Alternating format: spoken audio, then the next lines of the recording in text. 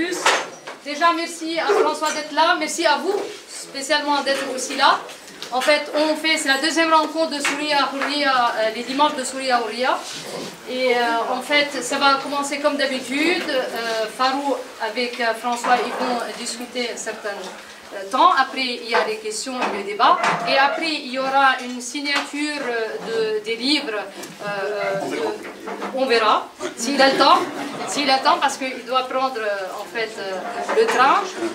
Deuxième rencontre, ça sera le 29.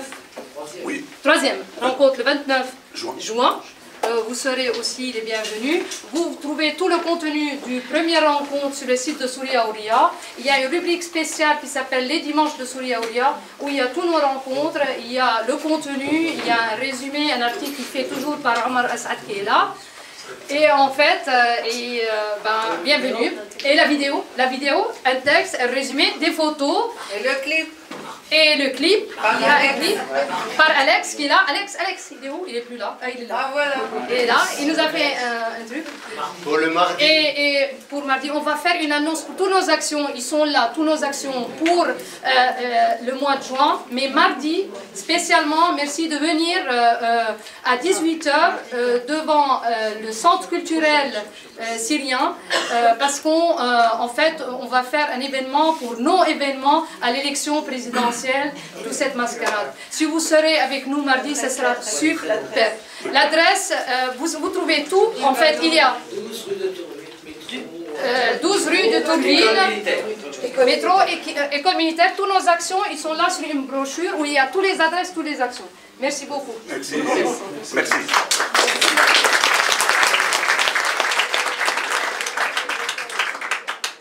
Eh bien, mesdames, messieurs, chers amis, bonsoir. À mon tour, je vous souhaite la bienvenue et je vous remercie de votre présence, aussi nombreux que le dimanche 27 avril, peut-être même un peu plus, ce qui est un signe d'une demande, et j'espère qu'on pourra continuer ainsi longtemps, jusqu'à la chute du régime. Donc pas longtemps. J'espère. Je remercie François Burga d'avoir accepté notre invitation. Beaucoup d'entre vous le connaissent, mais pour les autres, je dirai quelques mots à son propos. François Burga est directeur de recherche au CNRS. Il a travaillé dans plusieurs pays arabes. Il est spécialiste, entre autres, spécialiste de beaucoup de choses, mais entre autres, de l'islamisme, pour lequel il a consacré 2 livres qui ont suscité un grand retentissement, qui ont eu beaucoup de retentissement et qui ont suscité beaucoup de débats, de controverses aussi. L'islamisme en face et l'islamisme à l'heure d'Al-Qaïda. Tous les deux aux éditions de la Découverte. Je vous conseille de les lire, ils sont importants. Et puis qui vient de publier avec Bruno Paoli un ouvrage collectif dans lequel on trouve peut-être une trentaine de contributions sous le titre « Douloureux, pas de printemps pour la Syrie ». Et ouvrage qui est quasi complet sur la situation. C'est-à-dire qu'il traite aussi bien des ressorts internes du soulèvement que de l'appropriation du soulèvement par les forces régionales et internationales. Dans la première partie du livre, la fabrication de la guerre civile, il traite de la stratégie du gouvernement, de la stratégie du pouvoir, mais aussi des modes de fonctionnement, des modes de mobilisation populaire, y compris l'usage de la vidéo, y compris l'usage des mots d'ordre, de la chanson, et puis des éclairages sur différents aspects partiels. Par exemple, un article sur les frères musulmans, un autre sur les alaouites, un troisième sur les Kurdes. Il y a un texte sur les Syriens sous occupation israélienne dans le Golan, un texte sur l'aspect humanitaire du conflit, etc.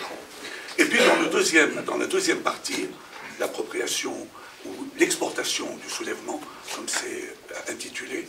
Il traite de le rapport entre ce qui se passe en Syrie et les pays alentours, la Turquie, l'Irak, le Liban, la Jordanie, la Palestine, mais aussi les monarchies du Golfe, etc. Je crois que c'est un ouvrage très complet. J'ai oublié de dire qu'il y a aussi un article important sur les carences de l'opposition. Bon, c'est important. Alors, moi je pense que nous avons tous à l'esprit les confusions volontaires ou involontaires qui courent en France, mais pas seulement en France, à gauche et à droite, sur la situation en Syrie. Et nous nous interrogeons tous aussi, avec inquiétude, de plus en plus. On ne constate rien qu'à parcourir rapidement les pages de Facebook, par exemple. Il y a une grande inquiétude sur l'issue de la confrontation. C'est pourquoi je crois qu'il serait bon aujourd'hui qu'on partage notre rencontre en deux parties. La première, pour répondre à une question très simple, pourquoi et comment on en est arrivé là? Et la deuxième, et maintenant, on va où? Ou, si vous voulez, d'une manière un peu plus sophistiquée, quels sont les scénarios imaginables pour une sortie de la crise? Alors, la première question, je la pose tout de suite à François Burgat. Pourquoi pas de printemps pour la Syrie? Merci Fallot. Merci non pas tellement de m'inviter, mais merci d'exister. Merci de faire qu'on soit ensemble ici ce soir et qu'on puisse, je pense, se démontrer, et ça sera interactif, qu'il existe bien quand même une lecture construite, rationnelle de ce qui est en train de se passer en Syrie, et qu'il peut donc exister des positionnements, des actions, des combats politiques qui dépassent ce terrible atermoiement d'une partie des élites militantes européennes et arabes. Depuis que j'ai lu les paroles de Orwa Nirabiya, même si je vois dans le public des gens qui m'ont déjà entendu m'exprimer, peut-être même à plusieurs reprises, je ne peux pas ne pas passer par la case Orwa Nirabiya, qui a écrit, qui est le réalisateur du film Retour à Homs, que vous avez, je l'espère, vu, sinon que vous pouvez voir, il est en accès libre. Le producteur. Hein? Le producteur, pas le réalisateur, pardon, le producteur. Et Orwa, à qui on demandait pourquoi vous avez fait ce film, il a dit, mais moi j'ai fait ce film parce que je veux que l'on sache que contrairement à ce que disent les médias, contrairement à ce que pensent les experts, la crise syrienne, c'est une crise simple. C'est la lutte d'un peuple pour se libérer d'un dictateur. Et chaque fois qu'on se laisse prendre par les protubérances analytiques qui nous privent de rester en prise avec cette matrice explicative, on fait le jeu de quelqu'un dont on estime qu'il a fait son temps politiquement et qu'il devrait céder la main. C'est une crise simple, et ce qu'on doit faire, et qui est de plus en plus difficile à faire, c'est de déconstruire, hein, vous pouvez prendre toutes les métaphores que vous voulez, si vous voulez faire de l'orientalisme, vous allez dire les voiles, ou les protubérances, ou tout ce que vous voulez qui nous masque jour après jour, semaine après semaine, cette réalité. Hein. La crise syrienne, ah oui, mais... La crise syrienne, ah oui, mais... Les chrétiens. Non, on est capable de déconstruire ce millefeuille de la communication du régime pour rester en prise avec la matrice de la crise, qui est la lutte d'un peuple contre une dictature terrible qui dispose de moyens tellement sophistiqués qu'elle arrive encore à faire croire à qui, par exemple, Dumas, le ministre des Affaires étrangères, qui nous dit il y a 3 jours « Oh, cet appel au peuple de Bachar ne manque pas d'ampleur ou de je ne sais pas quoi ». Mais ça existe. Hein. C'est un monsieur qui a été ministre des Affaires étrangères et il peut se répandre sur le courage qu'a le président Bachar d'avoir recours à la consultation populaire. Donc je pense que chacun dans notre rôle, hein, et chacun avec nos moyens, il nous appartient de rétablir, de dégager la matrice problématique de la crise syrienne. La crise syrienne, je la résumais souvent en 2 mots, j'en ai rajouté un. la crise syrienne n'a plus de syrien que le nom. La crise syrienne n'est plus syrienne. Je pense qu'il faut il faut prendre le temps de dire que l'on peut raisonnablement affirmer que si la crise était restée syrienne, que s'il n'y avait pas eu d'interférence étrangère, que si les Syriens avaient réglé entre eux leurs problèmes, la crise serait terminée et elle se serait terminée au bénéfice de l'opposition. Je crois qu'on a le droit d'énoncer cette réalité. C'est donc l'internationalisation, brûlons les étapes, on va dire régionalisation, non, l'internationalisation de la crise qui a fait qu'elle n'est plus maintenant entre les mains des Syriens. Cette internationalisation, vous en connaissez les termes, on va y revenir, elle a une première dimension qui est absolument essentielle, terriblement banale, elle est asymétrique. La somme des gens qui ont aidé le régime, ou non pas la somme des gens, la somme des efforts qui ont été déployés au service du régime s'est révélée plus efficace que la somme des efforts qui ont été mobilisés au service des oppositions.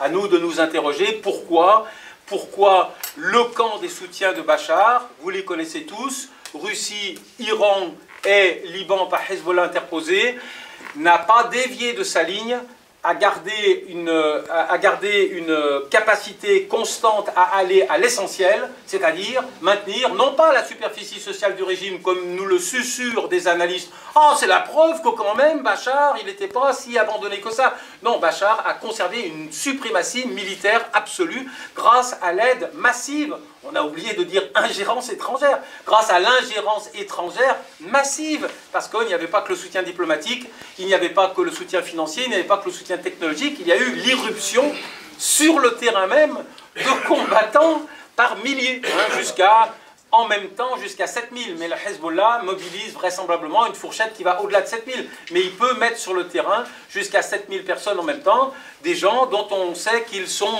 bien armés, bien entraînés, etc.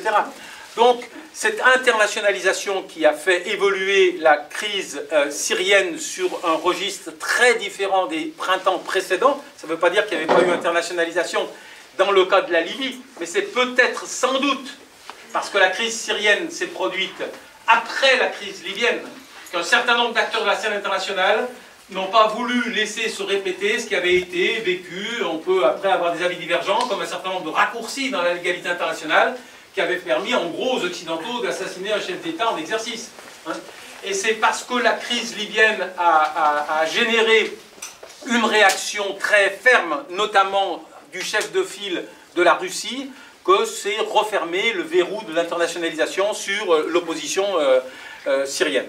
Donc, internationalisation asymétrique, dans le sens où ceux qui vont aider le régime, ceux qui ont aidé le régime se sont mis d'accord sur un agenda commun et n'en ont pas dévié. Il n'y a pas de tension massive entre l'Iran, le Hezbollah et la Russie. Alors que, dès qu'on passe dans le camp de ceux qui soutiennent l'opposition, on a une mosaïque d'agenda politique, une mosaïque de comportements.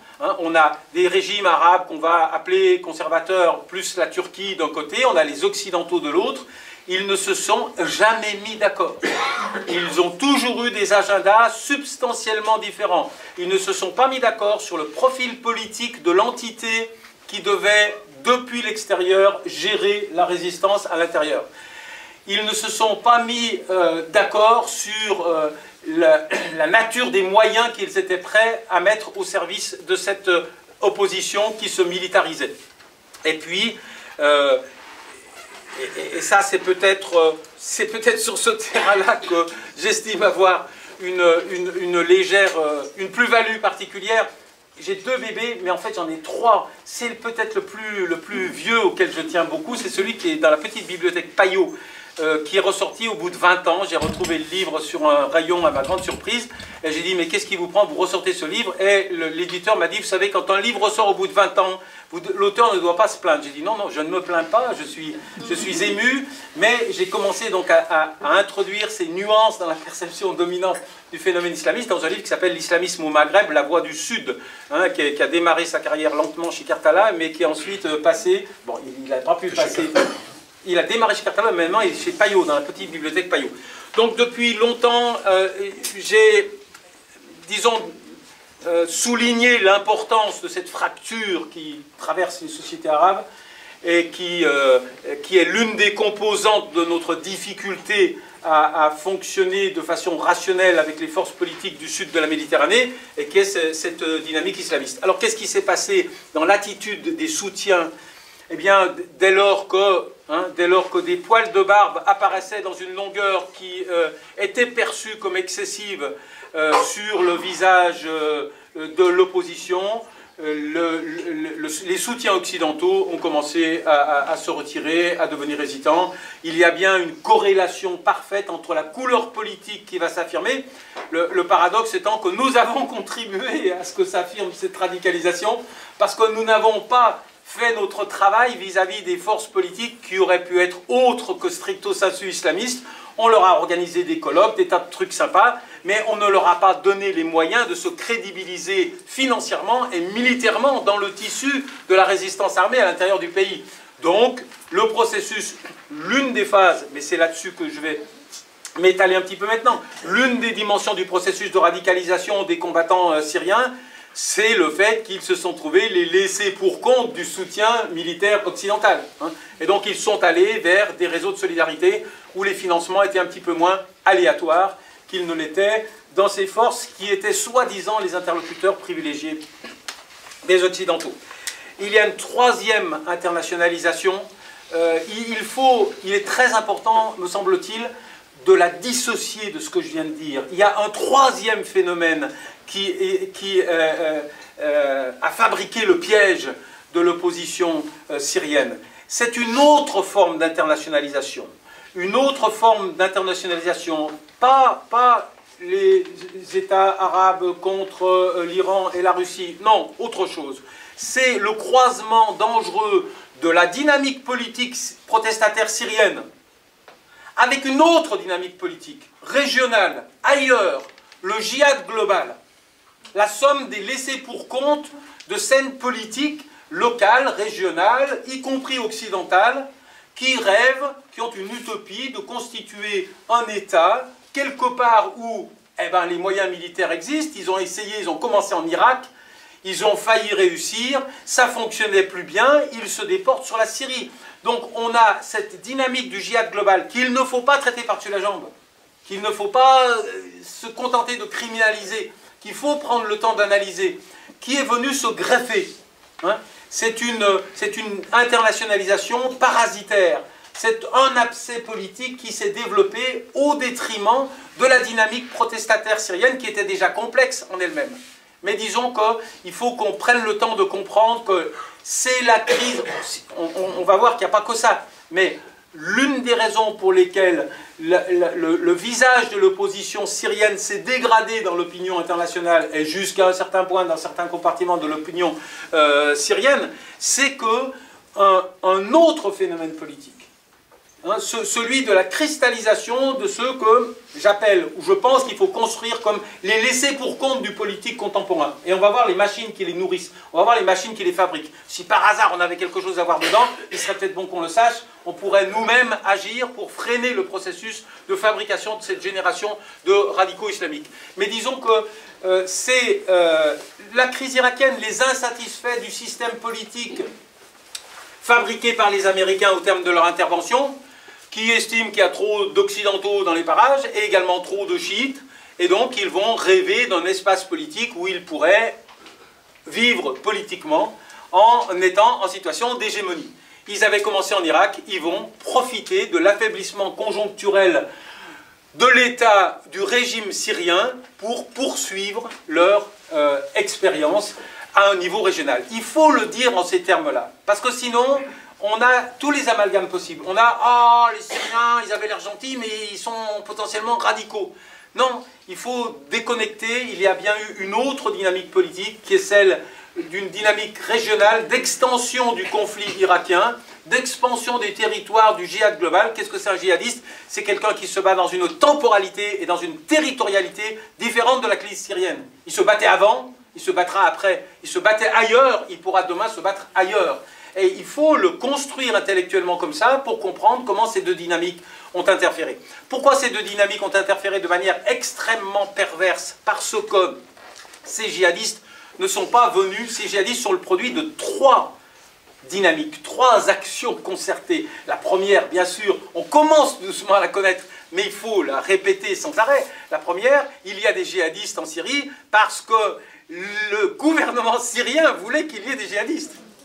Et oui, mais bon, il faut le dire, le redire, mais pas s'en contenter. Il y a un danger, il y a des petits jeunes sur Facebook, ça ne suffit pas de dire Daesh égale milice. Il faut quand même comprendre la matrice qui fait que Daesh, c'est pas rien, et ça a une base sociale, et ça a des moyens, d'accord?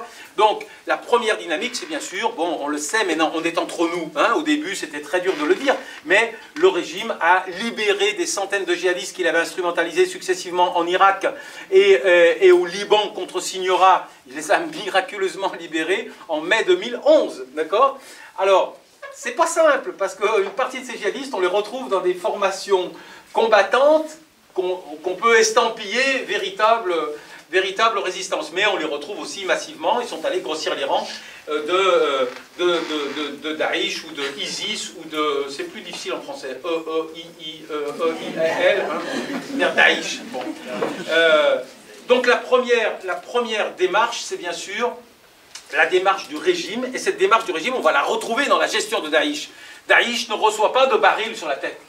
Daesh n'est pas, il y avait cette scène de Genève 2 que vous avez peut-être vue, où je ne sais plus quel Syrien brandissait son iPhone devant, je ne sais plus, c'était ministre des Affaires étrangères, il dit « Vous voulez que je vous donne les coordonnées du siège de Daesh à Raqqa pour que vous le bombardiez? Pourquoi vous les bombardez jamais ?» Et bien sûr, Daesh n'a pas mobilisé la même violence répressive que les autres compartiments de l'opposition armée. Et Daesh, et ça c'est un peu moins connu, mais il faut bien comprendre ça, Daesh, il y a une convergence d'intérêts. Daesh ne veut pas que le régime syrien tombe. Daesh ne veut pas que le régime syrien tombe, parce que si le régime syrien tombe, qu'est-ce qui se passe? Exactement ce qui s'est passé en Irak. Tout le monde se mobilisera contre eux. Donc Daesh veut perpétuer cet état de confusion qui lui permet de tenter son expérience politique. Qu'est-ce que c'est leur narrative, hein? Ils veulent faire un État islamique, démontrer la supériorité de leur modalité de gestion, leur appareil judiciaire, administratif, etc. Et ils veulent surtout pas que le régime de Damas tombe. Donc bien sûr, ils ne sont pas venus au secours des gens de Homs. Donc bien sûr, ils ne sont pas intervenus dans des conjonctures militaires où leur appui aurait pu être décisif. Et ça, il faut le comprendre. Ils ne veulent pas que le régime de Damas tombe. Et bien sûr, le régime de Damas veut que ces gens-là prospèrent, puisqu'ils sont l'épouvantail, ils sont bien sûr la confirmation physique de la réalité de la thèse qu'il a essayé d'exporter. Je suis attaqué par des djihadistes internationaux recrutés par le Qatar et l'Arabie Saoudite, disons recrutés par les Occidentaux sur financement arabe conservateur. Et ça donne évidemment une réalité, une crédibilité. Alors, ces Daesh, ils viennent d'où? On l'a dit, ils viennent de la volonté du régime qui a facilité leur montée en puissance. Ils viennent de la crise irakienne. Il ne faut pas le nier, il ne faut pas le négliger, sinon on part en morceaux. Mais ensuite, il faut comprendre, il y a peut-être 78 nationalités maintenant dans Daesh. Hein. Il faut comprendre qu'ils sont les laissés pour compte des systèmes politiques à la fois, d'abord syriens. On entrait dans les groupes djihadistes parce qu'on ne trouvait pas chez les groupes normaux, non djihadistes, l'armement et les soutiens financiers qu'on attendait. Donc ils sont les laissés pour compte de l'institutionnalisation de la militarisation de l'opposition syrienne. Et ça, il faut prendre le temps de le dire, c'est extrêmement important. Pas dans le livre parce que c'était après, mais j'ai interviewé des commandants militaires du front sud qui disaient tu sais François, imagine qu'on soit 5 dans la pièce et il y a une belle jeune fille qui rentre et elle donne une rose seulement à l'un. Alors nous on est tous là à se demander qu'est-ce qui se passe, qu'est-ce qu'on a fait qui ne va pas. Et c'était le sentiment qu'ils avaient d'être totalement délaissés parce qu'ils avaient 1 millimètre de poil de plus que celui qui recevait l'aide militaire américaine et saoudienne. Attention au contresens, les Saoudiens n'ont pas aidé les groupes djihadistes. Les Saoudiens ont aidé les groupes les plus square au début, d'accord? Donc ils n'ont pas aidé Daesh, c'est un contresens, et c'est bien de taper sur les Saoudiens, mais je veux dire, autant taper efficacement. Ils n'ont pas eu les groupes qui, dès lors, j'étais dans une voiture où le commandant devant a dit, tu sais, on n'a plus qu'une solution, c'est changer de nom. Je n'étais pas supposé entendre, mais j'ai entendu. Il faut changer de nom, parce qu'il s'appelait Ahl Sunna. C'était too much. Et ils étaient dans un état de déprime aggravé à partir du moment où les armements leur étaient refusés. Hein, et vous connaissez, non, pas plus que moi, ni moi, je le connais vraiment, mais j'ai compris que des opérations militaires, c'est de l'argent. Vous montez une opération, vous achetez des munitions, vous achetez, etc., etc. Et donc là, on a un différentiel qui fait que les gens qui ne trouvaient plus de financement sont passés dans les groupes plus radicaux. Hein. Alors, juste pour mémoire, il y a une scission dans l'univers djihadiste, il y a un camp. Et moi, ça, je l'avais vu sur le terrain, sur la périphérie, des gens qui disaient, alors, c'est quoi Jabhat Nusra? Jabhat Nusra, tu veux que je te dise la vérité? Jabhat Nusra, c'est des saints. J'ai entendu ça un certain nombre de fois. Jabhat Nusra a une bonne réputation sur le terrain. Parce qu'ils sont beaucoup, d'abord, ils ont beaucoup moins de troupes étrangères. Ils ont remisé au second plan leurs objectifs de construction d'un État islamique imposant une norme inacceptable. Ils sont maintenant dans une logique qui est tout à fait comparable à celle des autres groupes combattants. Mais Daesh a continué à être un repoussoir utile de l'image de l'opposition et aussi à conserver une capacité d'attraction sur tout le djihadisme international. Donc l'essentiel des jeunes gens qui viennent. Alors qui sont ces jeunes gens? On prend le temps de le dire. On a dit tous les déçus du système politique irakien né de l'intervention américaine. C'est le noyau dur. Mais après, on a, s'ajoutant au laissé-pour-compte de l'institutionnalisation du camp militaire syrien. Mais après, on a bien sûr tous ceux qui sont les laissés-pour-compte de règlement politique, les Tchétchènes, bien sûr, il y a des Tchétchènes. De la même façon, ne l'oublions jamais, comme quelqu'un me l'a rappelé, qui connaissait bien Poutine, la variable religieuse, elle n'est pas présente que chez les musulmans. Poutine, très chrétien, se venge de ses défaites en Afghanistan quand il vient casser du musulman en Syrie. Ça m'a été dit par quelqu'un qu'on peut considérer comme un de ses conseillers. Il dit, c'est bien ce que tu dis, l'histoire de... Il veut faire un bras d'honneur aux Occidentaux. Mais tu oublies quelque chose d'important. Il se venge de ses défaites en Afghanistan. Hein. Donc, la variable religieuse, on va la retrouver chez des Tchétchènes qui viennent se venger de Russes, mais on va voir tous les laissés-pour-compte de l'intégration des musulmans sunnites dans des systèmes politiques très diversifiés, y compris le nôtre. Y compris le nôtre. Il y a un an déjà, je discutais ici à Paris avec quelqu'un qui me dit « Mais non, tu te trompes complètement, ils ne partent pas faire le djihad stricto sensu. Ceux qui partent avec leurs enfants et leurs femmes, ils partent, bon, je vais caricaturer en sens inverse, hein, mais ils partent parce qu'ils ont reçu un crachat sur le voile dans le métro. Ils partent parce qu'ils vont dans un pays où ils estiment qu'ils pourront vivre leur religion sans la contrainte de l'environnement occidental.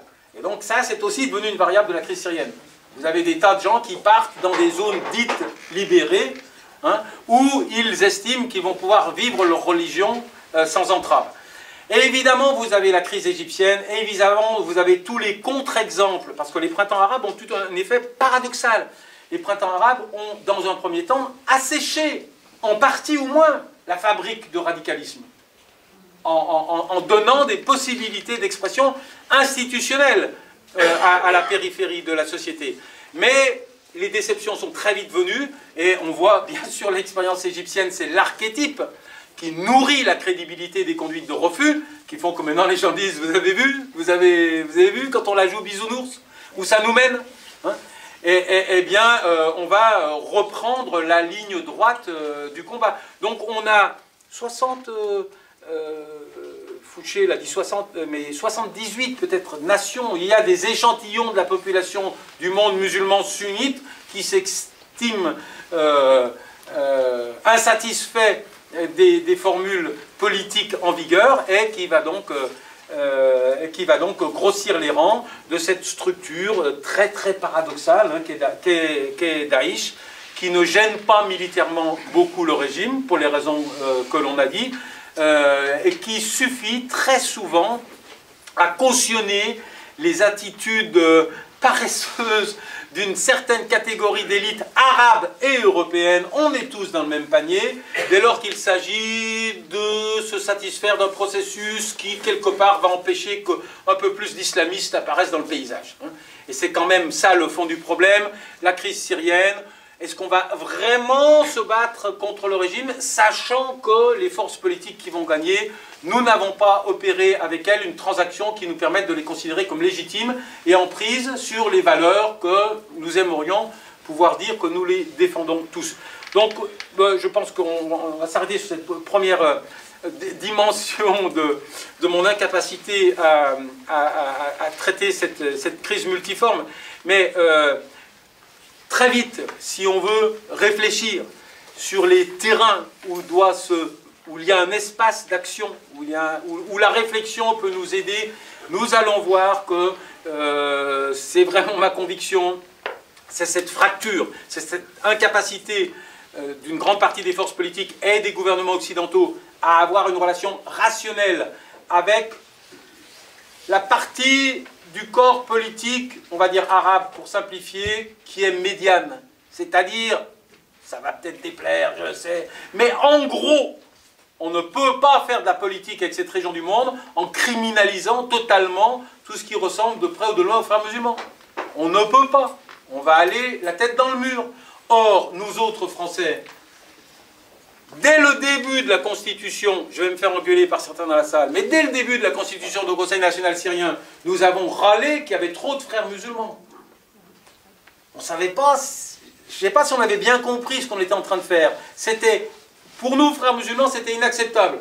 Ah d'accord, on refuse les frères musulmans, mais le spectre médian du tissu politique s'est radicalisé. Et maintenant, hein, on le verra dans la partie prospective, tous les rapports à peu près équilibrés disent, écoutez, il faut mettre le curseur de la communication et de l'action conjointe avec l'opposition arabe un tout petit peu plus au centre, c'est-à-dire, vous savez, il y a des groupes, on dit salafi, mais si vous regardez bien, moi, dit l'auteur Charles dans le rapport de Brookings, moi qui les ai côtoyés, qui leur ai posé, je peux vous dire que, bon, peut-être qu'on les catégorise comme salafis, mais ce sont tout de même des forces politiques avec lesquelles nous devrions être capables d'interagir, to engage. Hein. Donc, je pense que le terrain sur lequel se concentre notre effort intellectuel, puisqu'on n'a pas, nous, des armes à la main, c'est d'accepter l'idée que le territoire de la légitimité politique dans cette région du monde, en général, en Syrie en particulier, est plus large que celui que nous avons constitué comme tel au début de la crise. Bon, c'est suffisamment provoquant pour que je reçoive des primates pour la trêve, et donc je m'arrête. Avant de passer à la deuxième partie, poser la question, d'accord, les frères musulmans, dès le début, avaient pris un peu l'ascendant au sein du Conseil national. D'accord. Mais pourquoi? C'est-à-dire pourquoi les autres forces politiques syriennes de l'opposition ont été à ce point incapables de s'imposer? Pourquoi cette indigence? Pourquoi ces carences? Pourquoi ces contradictions? Pourquoi cette manière de défaire ce qu'on fait?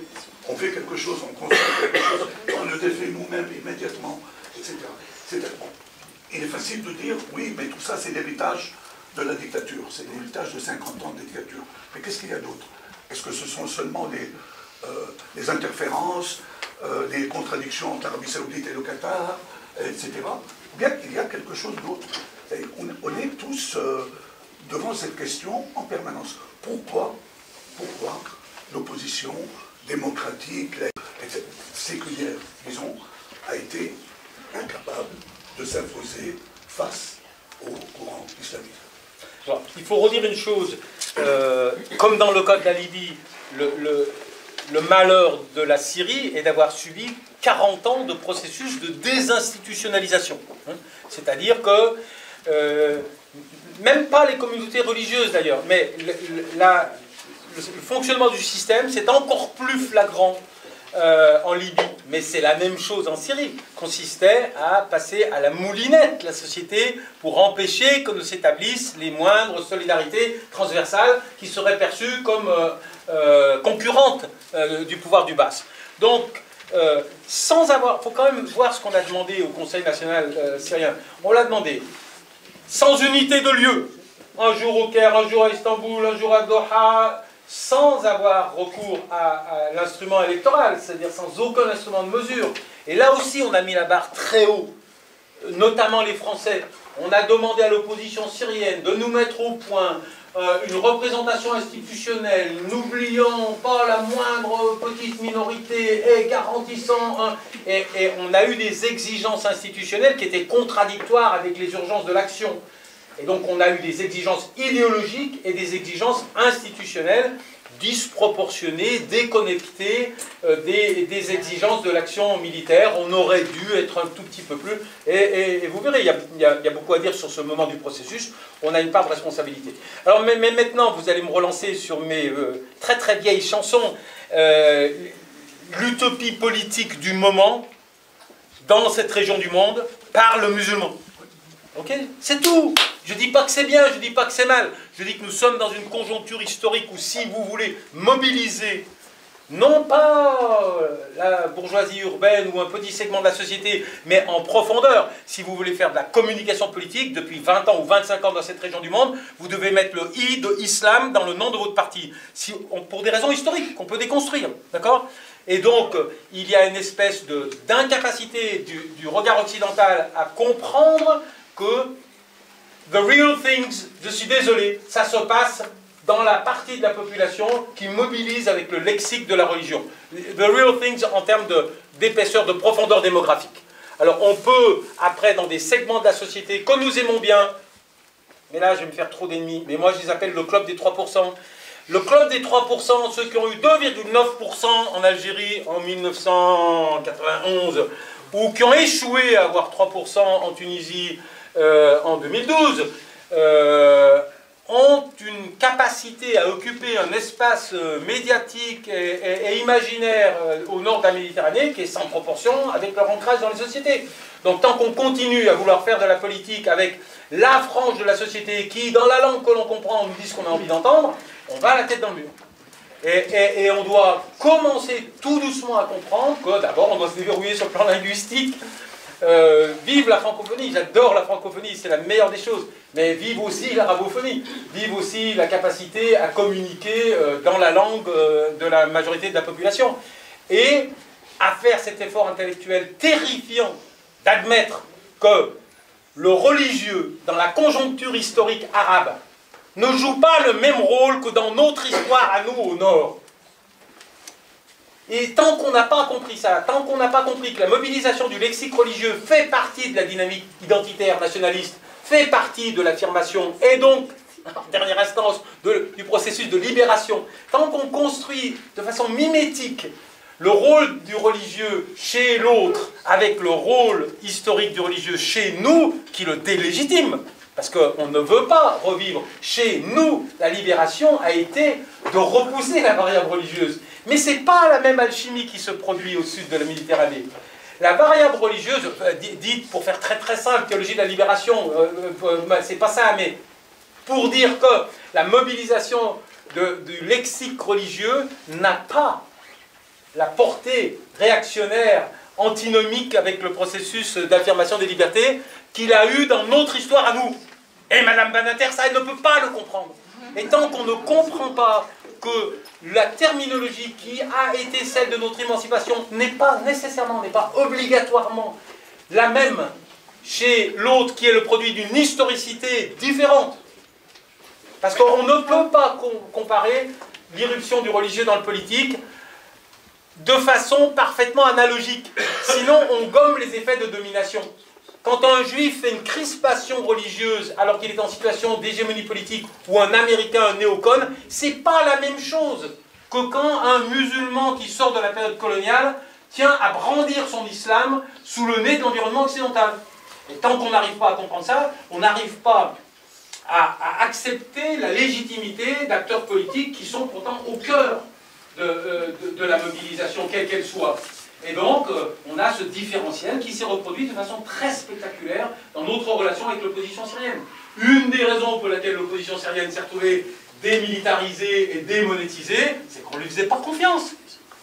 C'était le syndrome, on vous passe la cuillère, hein, on veut bien vous aider à bouffer, mais la fourchette, Si fois vous prenez l'idée de nous piquer les fesses avec, c'est trop dangereux. Hein, donc vous mangerez avec la cuillère. Et c'est ça le discours de l'Occident à l'opposition syrienne depuis 3 ans. C'est on ne vous fait pas confiance, donc on va vous donner des lunettes de 1. Dans le rapport de la Brooklyn, je disais light arms et small weapons. Je disais, j'arrive pas à faire la différence. Ben si, light arms et small weapons. C'est tout ce qu'on peut donner à l'opposition syrienne actuellement. Alors bon, il y a un tout petit déverrouillage. Hein, on est déjà en train d'être dans la seconde perspective. Les États-Unis commencent à admettre non pas que l'opposition doit gagner militairement, mais qu'elle doit être moins démunie dans une optique de négociation. Et donc, au compte-gouttes, hein, arrive avec des systèmes d'empreintes digitales, des trucs extrêmement sophistiqués, des tout petits missiles contre les hélicoptères ou des missiles anti-tanks un peu plus sophistiqués. Mais jusqu'à présent, nous avons mis un embargo, alors que les Saoudiens et les Qataris auraient financé, nous avons mis un embargo très ferme au déplacement d'armes qui pourraient, et je ne dis pas que c'est simple, hein. Je ne dis pas que c'est simple, un missile antiaérien pouvant descendre d'un avion civil, c'est vrai qu'on n'a pas envie qu'il se promène dans n'importe quelle main. Et on sait déjà que certains armements donnés aux Croates sont arrivés dans les franges djihadistes, donc je ne dis pas que c'est simple, mais c'est ça la réalité. L'environnement international n'a pas donné à l'opposition syrienne les moyens de démontrer la solidité de son ancrage social. On a mesuré la révolte syrienne au progrès, à l'expression de la suprématie militaire qu'ont donné la Syrie, l'Iran. Bon, il y a eu des déclarations, un commandant iranien qui a dit Bachar al-Assad restera au pouvoir car nous en avons décidé ainsi, etc. On en est là, on en est à ce niveau-là. Et donc, bon, bah, c'est cela qu'il nous faut déconstruire, je crois. Pour arrêter un peu, avant un quart d'heure, disons, pour des interventions ou des questions, il y a eu beaucoup de choses, il y a des choses provocantes, dites par François Bioca. Donc, je vous demande une seconde, soit de poser des questions, bon, soit d'intervenir, mais en essayant de ne pas trop vous étendre pour laisser le temps aux autres de prendre la parole aussi. Il y a une question là et une question, 3 interventions. Commençons là. Simplement, François, je voudrais savoir comment vous analysez la position de la Turquie, qui est un acteur important dans cette région-là. Au début de la Révolution, on a cru à un certain moment que la Turquie va jouer vraiment un rôle déterminant dans l'aide apportée à l'insurrection, à la révolte, au soulèvement. On a pensé peut-être que la meilleure chose, ça sera que la Turquie fasse en sorte de décréter une zone d'exclusion aérienne au-dessus de la zone frontalière, pour que les forces de l'opposition auront une base arrière pour s'entraîner, même pour les réfugiés qui fouillaient les zones. Actuellement, c'est complètement flou, surtout qu'à travers de la frontière turco-syrienne, on a vu l'arrivée massive de ce qu'on appelait maintenant des djihadistes, des takfiristes, tout ce que vous voulez. Donc c'est un peu... On ne comprend plus très bien quel rôle vraiment joue actuellement la Turquie. Donc la Turquie. Anna. Bon, moi je vais répondre un peu par la provocation. Chacune de vos explications, c'est l'Occident a mal fait, nous la France on a mal fait, on a mal réagi, etc.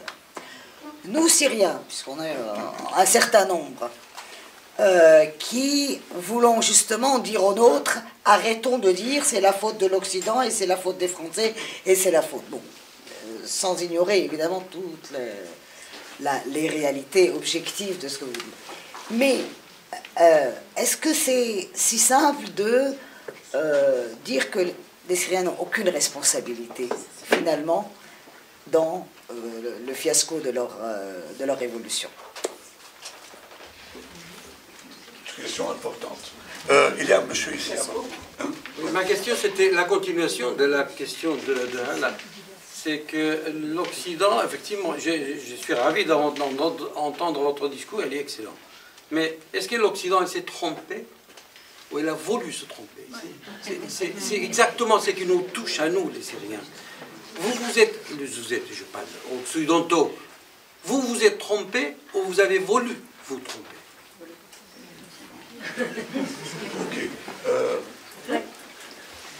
Alors, moi, je voudrais savoir si, M. Burqa, vous pouvez répondre à cette question. Vous dites que les intellectuels progressistes qui représentent sur le terrain 3% occupent un espace médiatique bien plus grand que ce qu'ils représentent sur place, parce que de toute façon, les populations arabes, elles comprennent, peut-être que je vais le dire mal, le discours de l'islam. Moi, je voudrais savoir, est-ce que vous pouvez nous dire pourquoi les intellectuels progressistes laïcs ne font pas confiance à l'islam?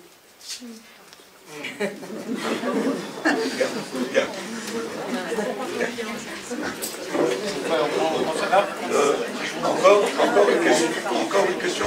Et puis, une petite question. Sur le plan politique, vous avez parlé des frères musulmans, de leur marginalisation, de la vie au niveau occidental par rapport aux frères musulmans. Mais vous ne voyez pas que les frères musulmans eux-mêmes, ils se sont marginalisés en n'ayant aucune position claire.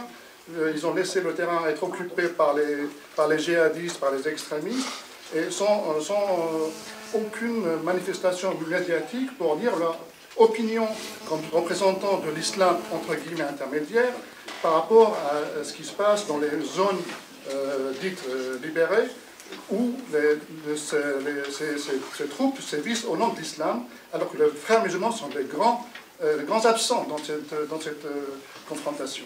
Donc c'est aussi c'est d'abord leur responsabilité à eux. La Turquie, c'est très important. Je pense que la Turquie avait une posture claire au début, très claire. Et elle a fait marche arrière. Pourquoi a-t-elle fait marche arrière? Je pense, et j'ai de bonnes raisons de penser, pour des contraintes de politique intérieure. Très très nettement. J'étais il y a un mois et demi en Turquie à une rencontre franco-turque.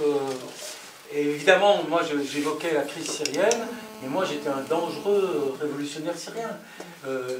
Y compris le monsieur de l'AKP, on a entendu de la part d'un panel, je dis bien d'un panel de Turcs, puisqu'ils représentaient toutes les positions politiques, le jus de radicalisme anti-opposition syrienne, la pleure sur les djihadistes, le fric que ça coûtait, le danger pour le pays, et qu'est-ce qu'on fout là? C'est-à-dire qu'on a eu l'impression, je ne dis pas que mon échantillon était scientifique, mais l'AKP, le Premier ministre, doit se battre à l'intérieur de la Turquie pour continuer à adopter une posture qui continue quand même à leur coûter très cher, ne serait-ce qu'au premier sens du terme, hein, qui est l'accueil des réfugiés, quand même dans des conditions raisonnablement bonnes. On aimerait pouvoir, nous Français, se féliciter en ces termes.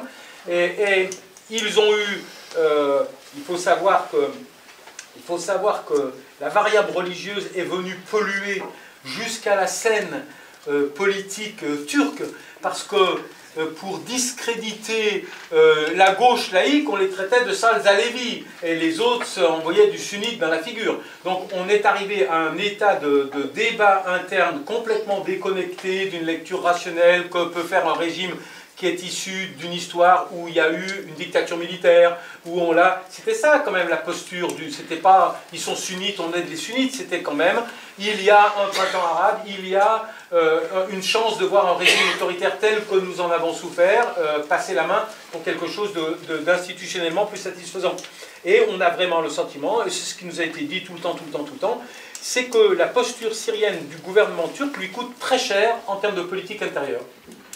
Et que c'est une des principales raisons pour lesquelles, effectivement, et c'est pour ça qu'ils agissent, c'est-à-dire, ils ne se mobilisent pas sur le verrouillage des frontières, la logistique des forces combattantes, quelles qu'elles soient, on va dire, n'est pas obérée par l'attitude des Turcs.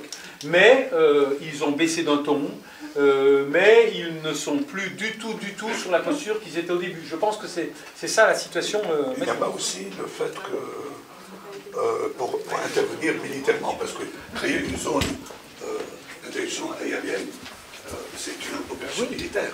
Et est-ce qu'il n'y a pas une... ils ne sont pas limités par leur adhésion.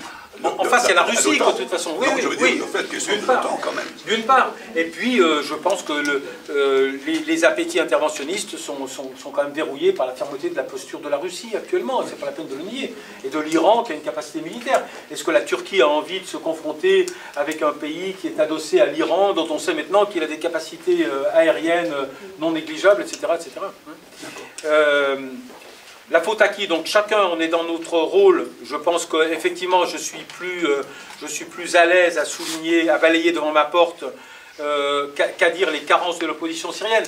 Mais j'ai dit les carences de l'opposition syrienne quand j'ai dit qu'il faut bien comprendre qu'on a demandé au Conseil syrien de faire l'impossible. C'est-à-dire qu'on a demandé d'accoucher d'une structure institutionnelle complètement fonctionnelle, avec des exigences extérieures à la fois idéologiques et représentatives, sans recours à l'outil électoral.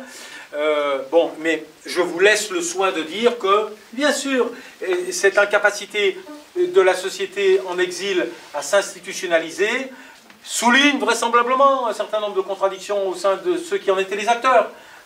Parce qu'il y a eu des tentatives individuelles, il y a eu des ambitions personnelles, il y a eu... je n'en fais pas le facteur essentiel ou principal. Je pense que la société syrienne est sortie de la moulinette de 40 ans de bacharisme qui ne l'aidait pas à faire émerger un leadership unifié, qui est la grande carence actuelle. Hein, tout pourrait changer, c'est en train de se faire lentement, mais tout pourrait changer si on avait un leadership unifié, ne serait-ce que sur le terrain militaire, et bien sûr comme interlocuteur diplomatique. Mais bon, je crois que c'est à vous de dire, de souligner les faiblesses de l'opposition syrienne. L'origine de la posture occidentale, il faut l'historiciser. Hein. Pourquoi on s'est mis à soutenir la Syrie? Prenons la France, faisons du franco-centrisme. On a pris... Jusqu'à la dernière seconde, on a soutenu les dictateurs. Il faut quand même bien rappeler le passé, hein, donc là, vous n'y échappez pas. Mais nous avons donné le prix, je dis, entre les 2 tours d'élection où le régime bourrait les urnes d'une main, les prisons de l'autre. Alain Poher est quand même venu donner le prix des droits de l'homme et de la démocratie à Moubarak. Bon, d'accord, donc jusqu'à la dernière minute, on a eu, comment s'appelle notre cher ministre de l'Intérieur, Ali Omari. Jusqu'à la dernière minute, Ali Omari a dit « Vous voulez pas des matraques plus courtes, on peut taper de moins loin, etc. » Bon.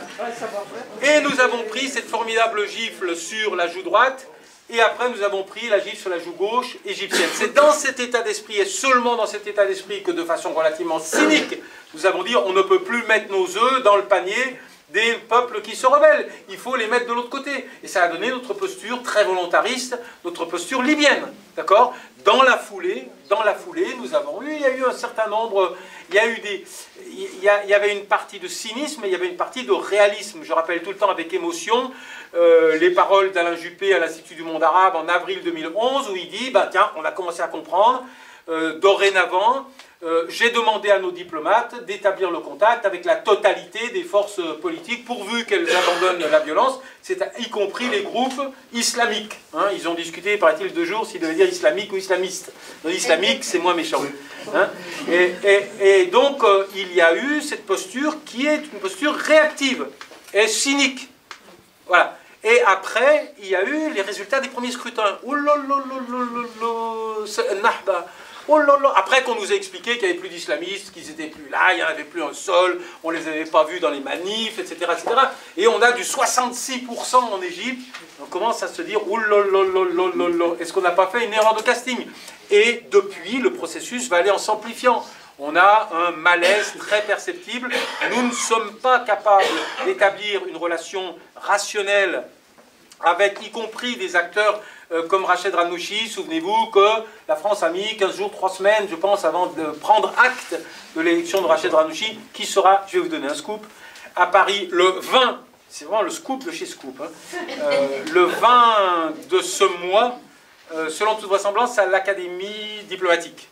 Donc peut-être, si ça vous intéresse de lui poser des questions ou de le brutaliser, il y aura donc une rencontre avec ceux que, et ça me permet de faire la transition, moi mon bréviaire, c'est pas vive les islamistes, c'est vive quelqu'un comme Monsef Marzouki, par exemple. Je sais, on l'aime pas, mais c'est quelqu'un qui dit le monde, dans cette conjoncture, sera dirigé par des laïcs modérés et des islamistes modérés. Ces gens-là existent, je les ai rencontrés. Nous sommes dans une conjoncture où la gestion de cette région du monde se fera avec les deux composantes modérées de deux familles historiques produites d'une historicité concurrente, parallèle, tout ce qu'on veut. Et par contre, le discours éradicateur qui continue à nous chatouiller, à nous gratouiller et à bourgeonner un peu partout, ne peut pas permettre de penser la conjoncture politique. On peut détester, et je l'admets parfaitement, on croit que moi je suis païen. Je n'ai absolument aucune empathie avec le discours religieux, mais j'observe et je dis qu'on fait de la politique avec une société telle qu'elle l'est, pas avec la société telle qu'on souhaiterait qu'elle soit demain. Et peut-être la plus mauvaise manière de faire qu'elle soit comme on voudrait qu'elle soit, et c'est de s'opposer à son état actuel sur un mode émotionnel et réactif. Donc, bon, pourquoi les intellectuels progressistes laïcs, d'où vient le problème? C'est l'historicité du nationalisme arabe laïque et puis de l'islamisme. Mais je veux dire, ces intellectuels arabes, démocrates, laïcs, ne sont pas des fondamentalistes de la laïcité. Voilà, mais... Non, je veux dire, quand on pense au Tilaf aujourd'hui, à la coalition par exemple, quand on voit sa composition, bon, ce sont tous de bons musulmans, disons. Bon, mais ce ne sont pas des intégristes. Ils font partie de cette composante modérée des intellectuels laïcs qui ont tout à fait leur place. Voilà, très bien. Mais il n'y a pas que ça. Et ce sont eux qui n'arrivent pas à avoir le soutien, le soutien sérieux de l'Occident. Ah, on est d'accord. Mais voilà. On est d'accord. Je veux dire, on pense, c'est-à-dire quand on parle, nous, des islamistes, on parle des djihadistes, et pas des forces qui se réclament. On est tout à fait d'accord. Qui se réclament de l'islam, tout simplement. Notre peuple est musulman, majoritairement. Mais c'est nouveau. Mais c'est nouveau. La ligne de fracture est longtemps passée. Et personne ne prend des attitudes provocatrices contre cette chose. C'est pas là la question. C'est-à-dire qu'on n'est pas en train de faire de la lutte anti-religieuse, anticléricale. Mais je crois que la question de notre ami, c'est que s'il y a dans la société syrienne des secteurs, à la fois parmi les minorités d'abord, parmi les minorités religieuses, et parmi dans la gauche, parmi les intellectuels, etc., une crainte de l'islam, entre guillemets, c'est-à-dire l'islam dans toutes ces manifestations excessives, mais c'est parce que ces manifestations sont excessives. Mais justement, c'est pas parce que ce sont des musulmans comme nous le souhaitons, comme vous le souhaitez, c'est-à-dire ces musulmans modérés qui ne sont pas des fondamentalistes. Je pense qu'on est tout à fait d'accord, mais combatifs. Il n'en reste pas moins que la ligne de fracture est longtemps passée, non pas parmi les gens qui parlent musulmans de façon modérée, mais il y a eu un discours éradicateur. Quand je stigmatise le parti des 3%, je stigmatise la logique éradicatrice. Je ne stigmatise pas les intellectuels laïcs. Parce que je vous dirais que des intellectuels laïcs, il y en a parmi les frères musulmans. Le discours assumé par les formations de l'islam politique est un discours laïque depuis longtemps. Il faudrait peut-être quand même qu'on prenne le temps de s'en apercevoir. En 1980, au cœur de la fracture de Hama, ce qu'on dit, alors après on va dire, mais il y en a qui respectent pas, mais ce qu'assume le mouvement des frères musulmans syriens, vous pouvez le retrouver très très facilement, il est publié d'ailleurs dans l'ouvrage. C'est un discours laïque qui dit, attention, il n'est pas question pour nous d'exclure sur une base sectaire d'autres composantes. Ils disent aux alaouites, on ne vous en veut pas en tant qu'alaouites, on vous en veut parce que vous êtes identifiés à l'appareil de répression, mais il n'y a pas... Et la dernière charte des frères musulmans syriens 2012 faut arrêter d'opposer islamisme et laïcité. La composante de l'islam politique, qui est la matrice première du tissu politique arabe maintenant, est laïque. Alors, il faut arrêter d'opposer ce qui ne devrait pas s'opposer. Et je pense on doit pouvoir converger sur cette formulation de Marzouki, qui n'est pas mon idole. Mais je veux dire, bon, mais après, mais Marzouki, il a eu la force de dire, on ne s'en tient pas à un discours éradicateur. Tout ce qui nous éloigne du discours de l'ironie éradicatrice du tissu politique tunisien nous rapproche de solutions politiques viables. Mais ça ne veut pas dire, moi je ne suis pas content qu'il y ait des poils de barbe dans le potage. Je dis, il est difficile de faire du potage actuellement dans cette région du monde si on ne met pas quelques poils de barbe. Et après, on discute sur les implications, le statut, le discours politique, les points d'ancrage institutionnel et constitutionnel de formation tels que les frères musulmans est un ancrage laïque. Alors, on peut chercher, on a cherché beaucoup dans la constitution tunisienne. Bon, la constitution tunisienne a été adoptée avec un parti qui était soi-disant sur le point d'institutionnaliser la théocratie religieuse. Donc, je pense que si on est bien d'accord sur ce qu'on met derrière les mots et que on peut converger déjà sur l'idée que la laïcité est un point de passage indispensable de la transition politique, mais il faut qu'on arrête de nous dire qu'elle est antinomique avec la présence de ces forces politiques que l'on a exclues, consciemment ou inconsciemment, ce qui fausse jusqu'à ce jour la relation institutionnelle des Occidentaux avec l'opposition syrienne, et notamment avec son expression militaire. Bachir. Comment vous arrivez, M. Belga, à marier la hakimiyya au laïcisme, à la laïcité?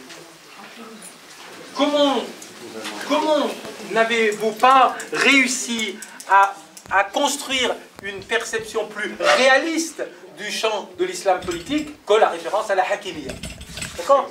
Mais oui, non, mais ça existe comme une référence idéale, et puis après, il y a des acteurs politiques issus d'un moment de l'histoire, ils prennent des positions, ils s'engagent, ils font des déclarations. Vous ne pouvez pas toujours les renvoyer à la caricature de la théologie et de la hakimiyya. Vous devez voir la charte des frères musulmans, elle est aussi dans le livre, mais vous pouvez la googler. L'un des sites qui l'a reproduit, c'est L'Orient le jour à Beyrouth.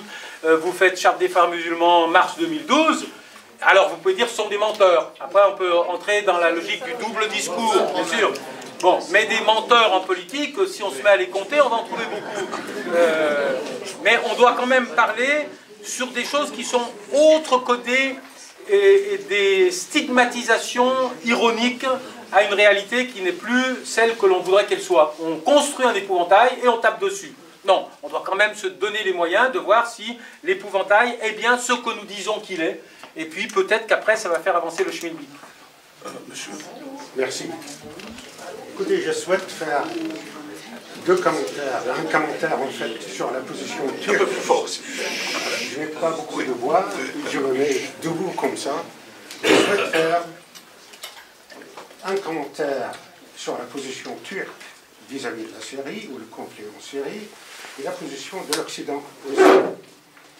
Le Turc, je suis d'accord, totalement d'accord, que le kémaliste en Turquie n'était jamais pour quelque chose, de faire quelque chose avec les pays arabes. Ça, on le sait très très bien. Ils sont toujours en opposition, ou bien les kémalistes aujourd'hui en Turquie sont contre l'intervention de la Turquie dans l'espace syrien. Mais la Turquie, il y a d'autres problèmes. Quand on voit l'intérêt de la Turquie dans la région, ses intérêts, son stratégie ne poussent pas la Turquie à intervenir en Syrie. D'abord, le problème de la Russie qui est juste à côté, le problème de l'Iran de l'autre, qui pèse énormément sur la situation turque, beaucoup plus que même l'Irak actuellement, et la Syrie, et une partie de Liban. La Turquie est un pays de 80 millions d'habitants. Ils ont besoin d'énormément d'énergie, ils ne possèdent rien du tout. Et le futur de l'énergie, en fait, turque, il doit venir soit de l'Iran, soit de la Russie.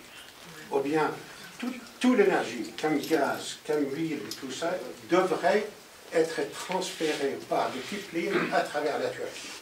Et la Turquie a un intérêt énorme dans cette affaire-là, parce qu'elle dépense des centaines ou des pratiquement, je n'ai pas encore calculé en fait le coût pour la Turquie, pour l'air et l'énergie, parce qu'en fait ils ne produisent rien, le Turc. Il n'y a rien en Turquie. Donc c'est un composant qui peut représenter 20% de l'économie en fait turque. D'autres problèmes dans la région pour la Turquie, vous avez les Kurdes en Syrie qui peuvent être activés par le régime syrien, on l'a vu plusieurs fois. Et les Turcs ne veulent pas entrer dans ce problème-là. Plus, vous avez quelques millions de Alawites en Turquie qui sont très actifs, surtout dans la région d'Antioche. Alors, quand il s'agit de la position occidentale vis-à-vis de la Syrie, pourquoi voulez-vous que l'Occident donne tous ces moyens? L'Occident regarde quelque chose. Qu'est-ce qu'ils peuvent, les Syriens donnent en retour? Les Syriens n'ont pas les 5 000 € pour payer chaque soldat occidental pour intervenir en Syrie par jour. C'est ça ce que ça coûte ça. L'Arabie saoudite ne veut pas payer, et ça c'est totalement clair. Le Golfe, les pays de Golfe ne veulent pas payer. Ils ont payé pour le Koweït en 1991, parce que le Koweït fait partie, en fait, c'est éminemment plus dangereux que la situation en Syrie. La Syrie est loin de l'Arabie saoudite, loin de Golfe. Aujourd'hui, l'Arabie saoudite ne veut pas, ils veulent pratiquement maintenir la situation en Syrie. Le Qatar exactement pareil, avec des intérêts opposés. Et en plus, l'Occident regarde le système syrien et tout ça. L'Irak, ils peuvent finalement le maîtriser. La Syrie, il suffit simplement de mettre quelques pressions pour arrêter les choses. Mais ce qui les intéresse aujourd'hui, c'est en fait l'Iran. L'Iran a une position absolument fondamentale dans la politique occidentale aujourd'hui.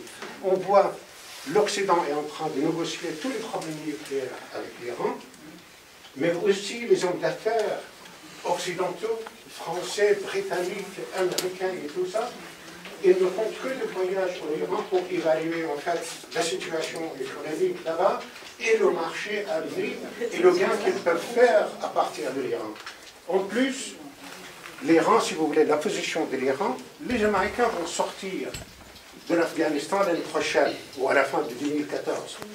Pourquoi voulez-vous que, en fait, les Américains se mettent à dos avec les Iraniens aujourd'hui? Ils veulent la protection de l'Iran. L'Iran aujourd'hui est la seule, en fait, pays qui a la puissance pour garder les intérêts américains en Afghanistan après le retour ou après la sortie des Américains de l'Afghanistan, et ensuite est un pays énorme qui a un point énorme dans l'Asie centrale, où l'Occident regarde l'Asie centrale, c'est tout à fait... Merci. Voilà. Merci. Anas. Je me permets juste de revenir un peu au livre, surtout au titre. Sur le titre, quand Emprunté à Hitchcock, non? Debout, c'est mieux, on entend mieux. D'accord, je vais essayer de parler plus fort. Je reviens au titre, au début, à votre livre, Pas de printemps pour la Syrie. Ceux qui ont vécu les débuts de la révolution, vous-même vous étiez à Damas, dans le printemps de 2011, ils ont senti ces mouvements, ce mouvement dans une société qui était quasiment en commun depuis un demi-siècle. Pour ça, le printemps, c'est justement pour apporter un peu plus d'optimisme, c'est une saison éphémère qui s'inscrit dans une dynamique, dans un cycle de vie. Et c'est ce qui s'est passé en Syrie, a permis à la vie de reprendre ses droits et de remettre ce pays en mouvement. Pour ça, certes, maintenant le cycle, il n'est pas davantage, mais on ne peut pas s'arrêter là en disant ce qui s'est passé, c'est dramatique, ou il n'y a pas de printemps pour la Syrie. Si, certes, il y a eu un printemps en Syrie. Et c'est un vrai printemps qui a déclenché un cycle de vie et qui est maintenant en mouvement. Et ce dynamique-là, qui va permettre à intégrer les islamistes et les autres, voilà, il y a encore, l'histoire fera son œuvre, mais aujourd'hui, au moins, on est en train de bouger. Après, c'est juste, je me permets aussi de revenir sur le travail que vous avez fait avec Romain Caillé, qui est dans l'analyse sur je pense vraiment parce qu'il est extrêmement intéressant à rappeler même de façon résumée, tous les mécanismes que le régime a mis en place pour radicaliser le mouvement et jouer les minorités et les liens entre les minorités et le régime. Voilà. Ok, merci. Vous avez un commentaire sur ça? Moi, je peux dire 2 mots sur la deuxième partie.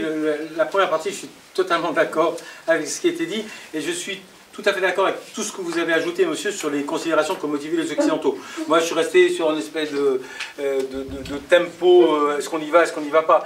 Mais après, si on va, je rajouterais simplement que cet acteur envahissant, dont on n'a pas prononcé le nom, et qui est un petit pays de la région, vraisemblablement n'est pas si désespéré que ça de voir cette situation où s'affrontent tous ces ennemis de la région se perdurer. Hein. Donc on pourrait rajouter cela. Mais effectivement, il faut pour décrypter l'agenda américain, il faut parler, comme vous l'avez fait, de l'Iran. Mais bon, on peut dire un mot. Oui, bien sûr, bon, la liste des manœuvres qu'a utilisé le régime pour... bon, j'en ai cité, pas dans le livre, il y en a dans le livre, mais j'en ai des plus récents. J'ai Abou Georges interviewé pas de Hamidi, je vais me tromper, quel est le quartier de Homs où il y a beaucoup de chrétiens? Qui raconte comment les trucs qu'ont mis en place le régime pour faire peur aux chrétiens, qui étaient extraordinaires. Il dit, nous, bon, c'est vrai, je reconnais, on n'était pas à l'avant-garde des manifs du vendredi. Mais les manifestants, ils traversaient notre quartier. Et dès qu'ils rentraient dans d'autres quartiers, ils changeaient les slogans, ils devenaient rien que pour nous. Islam, Masihiyé, Bedna al-Huriyé. Ou bien, Sha'ab Souri, Wahid, Wahid, Wahid. Donc c'est un petit clin d'œil aux chrétiens, on est avec vous. Bon.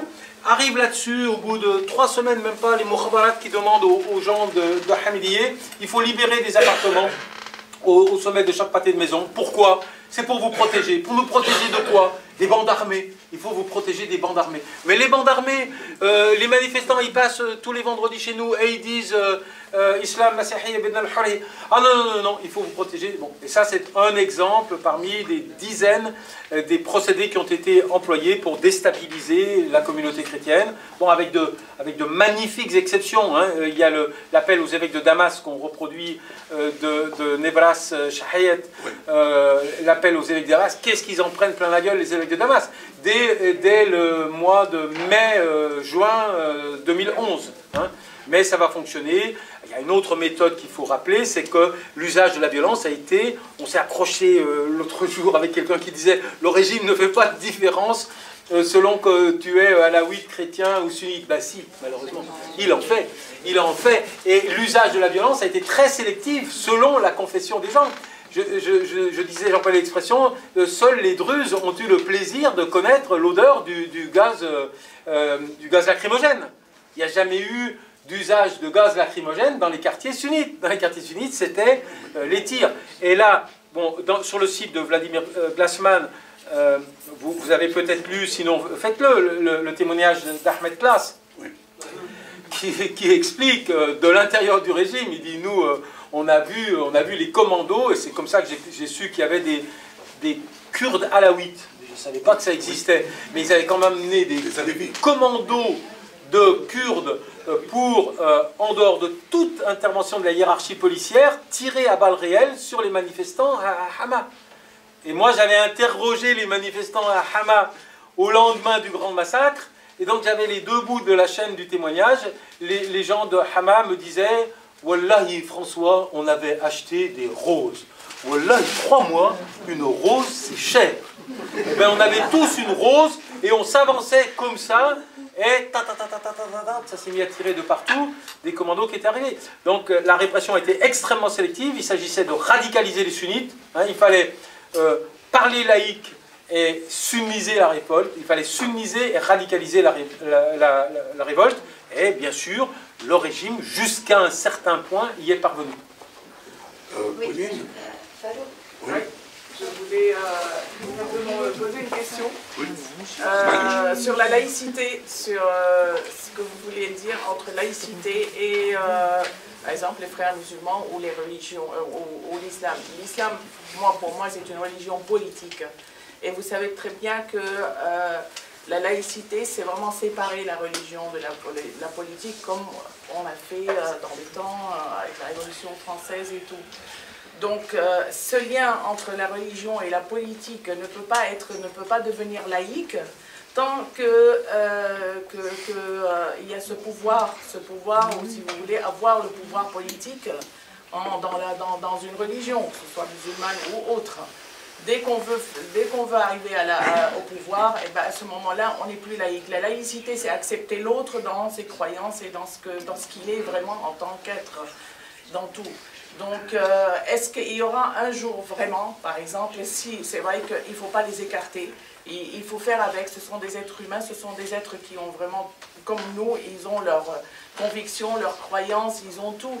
Mais est-ce que vraiment, ils arriveront vraiment à cette laïcité, ça veut dire pas seulement à séparer l'État de la religion, mais accepter l'autre en tant que personne qui est autrement, qui a d'autres convictions, qui a d'autres croyances et tout. Est-ce que le monde arabe arrivera vraiment un jour à accepter ça? Merci. Reis?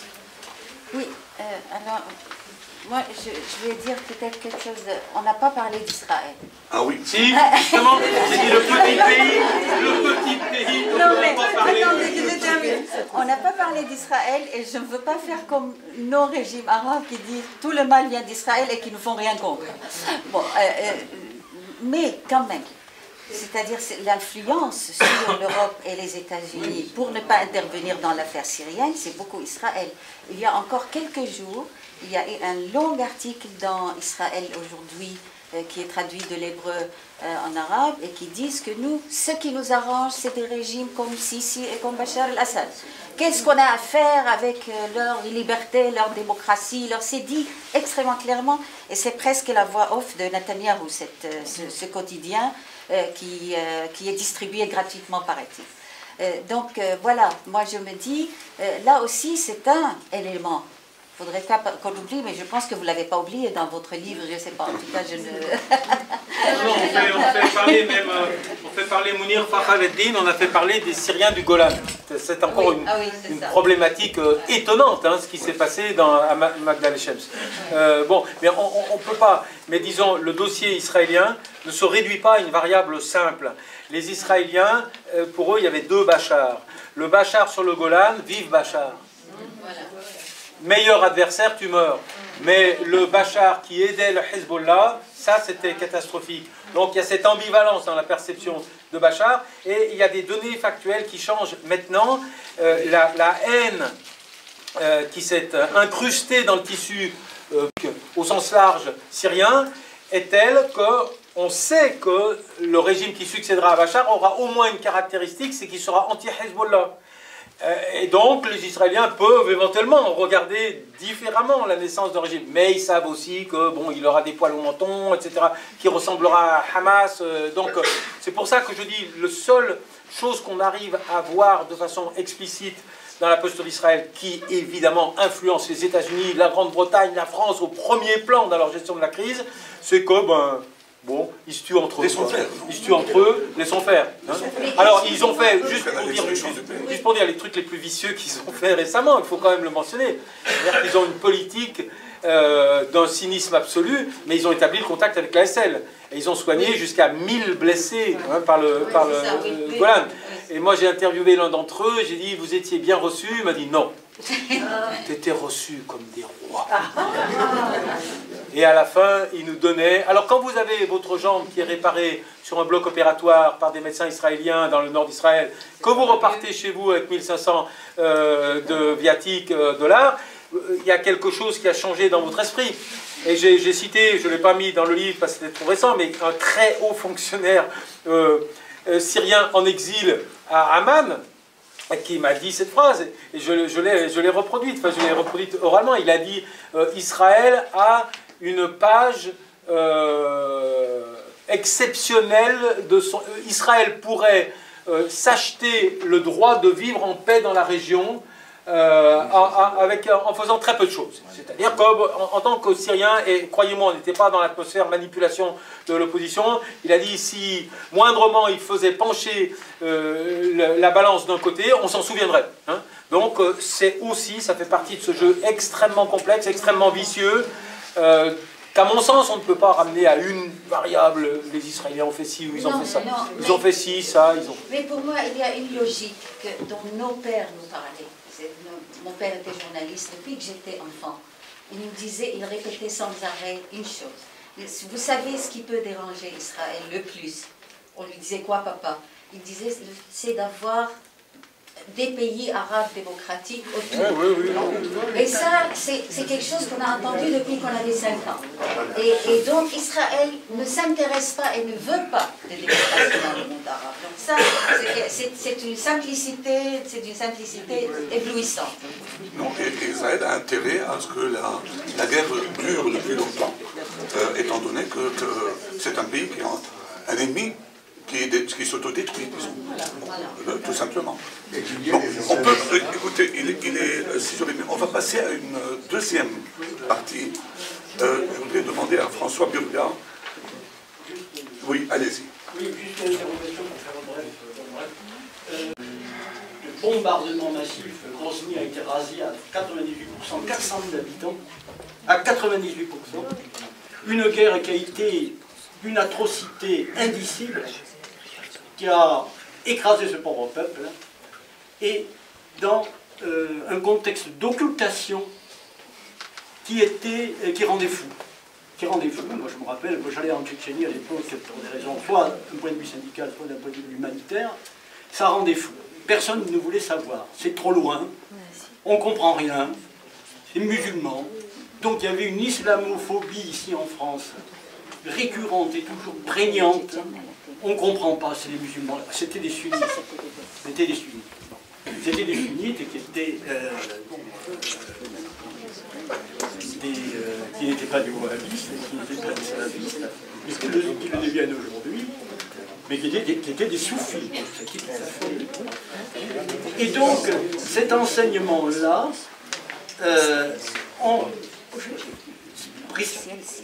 paradoxalement, on ne se l'approprie pas pour réfléchir et comprendre ce qui se passe aujourd'hui en Syrie. Parce que du peuple tchétchène qui se battait jusqu'au dernier pour son indépendance et sa liberté, il n'en était jamais question. C'était toujours des questions géostratégiques, des questions... il était toujours question de géostratégique ou économique, ou alors le pire dans la gauche et dans l'extrême gauche, y compris ici en France, et on reproduit le même schéma, hein, l'impérialisme américain. C'était toujours des histoires de manipulation, etc.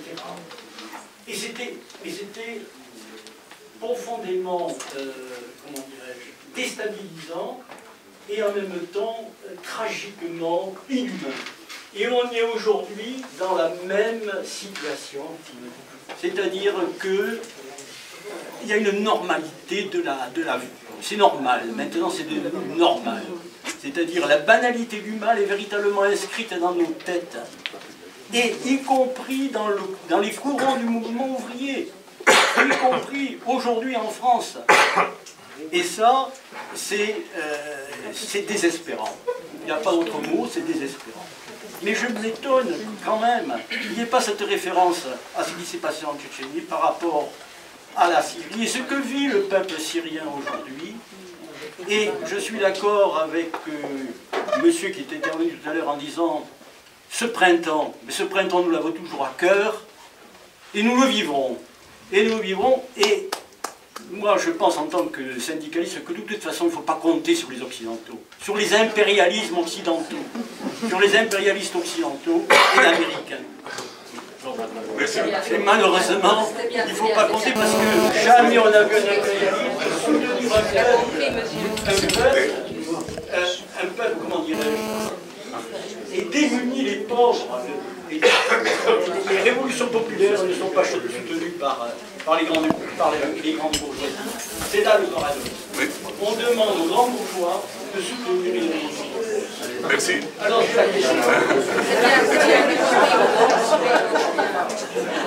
Puisse votre sagesse gagner tout le front de gauche, par exemple. Je ne vais pas dire quelque chose, vraiment. Vraiment.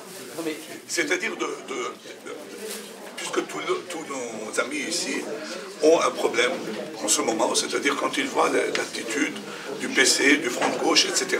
Et je sais que tu représentes un courant qui s'est exprimé avec force, ensemble, au sein du front de gauche. Moi, je crois que c'est bon de dire quelques mots sur ça. Oui, je veux bien. Oui.